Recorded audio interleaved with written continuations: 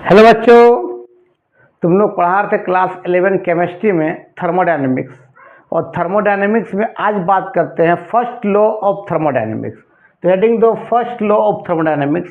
देखो बहुत इंपॉर्टेंट है, पर समझो क्या होता है कि मान ले एक सिस्टम है, ध्यान देना कि ये आपका सिस्टम है जो क्लोज है, जो पिस्टन लगा हुआ है।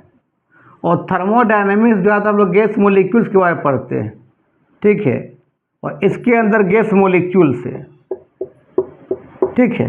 तो गैस मोलिक्यूल्स इधर उधर क्या करेगा, घूमेगा, तो आपस में कोलाइड करेगा और जिस कंटेनर रखे उससे भी कोलाइड करेगा, तो उसके अंदर कुछ ना कुछ एनर्जी आएगा।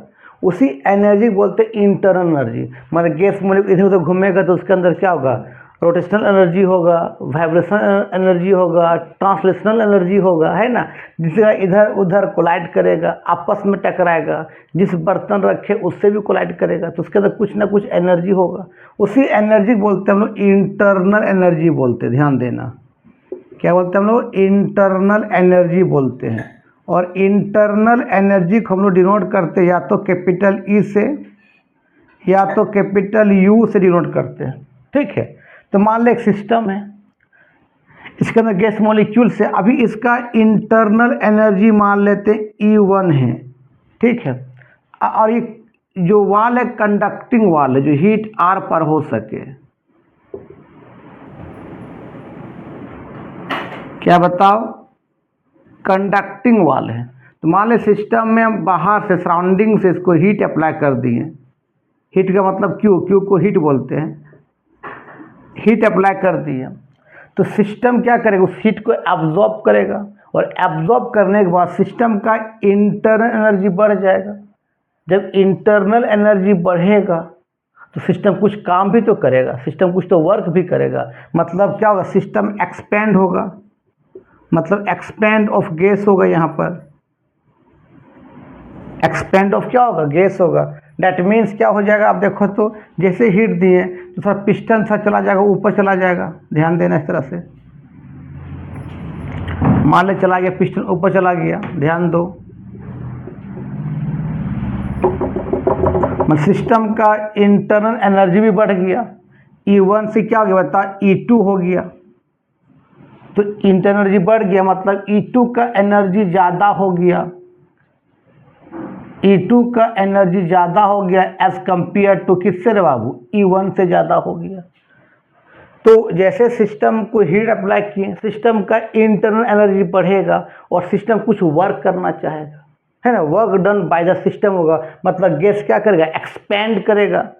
तो क्या होगा, देखो तो अब देखो क्या होगा, तो क्या होगा, चेंज ऑफ इंटरनल एनर्जी हो जाएगा। ध्यान देना, चेंज ऑफ क्या होगा बताओ, इंटरनल एनर्जी चेंज हो गया। चेंज ऑफ इंटरनल एनर्जी कब होगा, जब उसमें हम लोग क्यू अमाउंट ऑफ हीट दिए। कैपिटल क्यू लिखो या स्मॉल क्यू लिखो, बात बराबर है, हम स्मॉल क्यू लिखते हैं। क्यू अमाउंट ऑफ हीट दिए और सिस्टम कुछ वर्क करेगा, तो वर्क करेगा, ठीक है। तो क्यू प्लस क्या हो गया, डब्लू हो गया, ठीक है। अच्छा, यहाँ पर प्लस और वर्क क्या होगा, यहाँ पर माइनस होगा। माइनस क्यों होगा, क्योंकि सिस्टम जब वर्क करता है तो वर्क माइनस होता है और चेंज इन वॉल्यूम क्या होता है, पॉजिटिव होता है। That means change of internal कैसे होगा बताओ, तो कहाँ गया, बड़ा एनर्जी क्या कर, छोटा माइनस करते, चेंज ऑफ एनर्जी कितना चेंज हुआ, तो बड़ा एनर्जी माइनस छोटा एनर्जी, तो क्या होगा, तब बड़ा कौन है यहाँ, E2 है, माइनस क्या बताओ, E1 इक्वल टू क्या होगा, Q। अच्छा, प्लस माइनस क्या हो जाएगा, W हो जाएगा। सिस्टम ने वर्क किया, ठीक है। तो यहाँ पर क्या होगा, चेंज ऑफ इंटरनल क्या लिखेंगे हम लोग, डेल्टा E लिखेंगे और Q माइनस क्या लिखेंगे, W। यही तरह क्या है, फर्स्ट लॉ ऑफ थर्मोडायनेमिक्स का डेरिवेशन से, ठीक है। इसको हम लॉ ऑफ कंजर्वेशन भी बोलते हैं, लॉ ऑफ कंजर्वेशन ऑफ क्या बोलते हैं, एनर्जी बोलते हैं। इसी को हम लोग फर्स्ट लॉ ऑफ थर्मोडायनेमिक्स बोलते हैं। मतलब जो सिस्टम को हम एनर्जी दिया या हीट दिया, वो हीट को क्या किया, एब्जॉर्ब किया, अपना इंटरनल एनर्जी को थोड़ा बढ़ाया और सिस्टम क्या किया, वर्क में कन्वर्ट कर दिया एनर्जी को, ठीक है। और गैस क्या कर गया, एक्सपैंड कर गया। लिखो, एक चीज याद रखना, इसको मिटाते हैं। Work done by the system, अगर सिस्टम के द्वारा वर्क होता है, work done by the system, अगर सिस्टम के द्वारा वर्क होता है मीन्स क्या, एक्सपेंड ऑफ गैस होगा,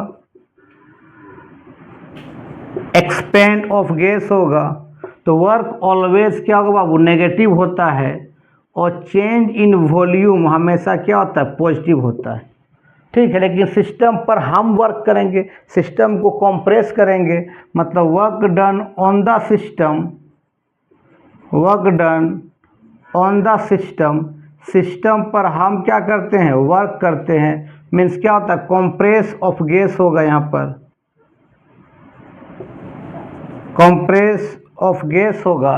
तो वर्क का वैल्यू क्या हो जाएगा, पॉजिटिव हो जाएगा, और चेंज इन वॉल्यूम आपका, सॉरी, चेंज इन वॉल्यूम क्या हो जाएगा बताओ, नेगेटिव हो जाएगा। ठीक है, देखो ये न्यूमेरिकल है, फर्स्ट लॉ ऑफ थर्मोडायनेमिक्स का एनसीईआरटी एक्सरसाइज क्वेश्चन है। लिखा हुआ इन ए प्रोसेस 701 मतलब 701 joule of heat is absorb by a system, system इतना हीट को क्या कर रहा है, एब्जॉर्ब कर रहा है, एंड 394 मतलब 394 joule of work is done by system, इतना क्या कर रहा है, वर्क कर रहा है सिस्टम, इतना 394 जूल।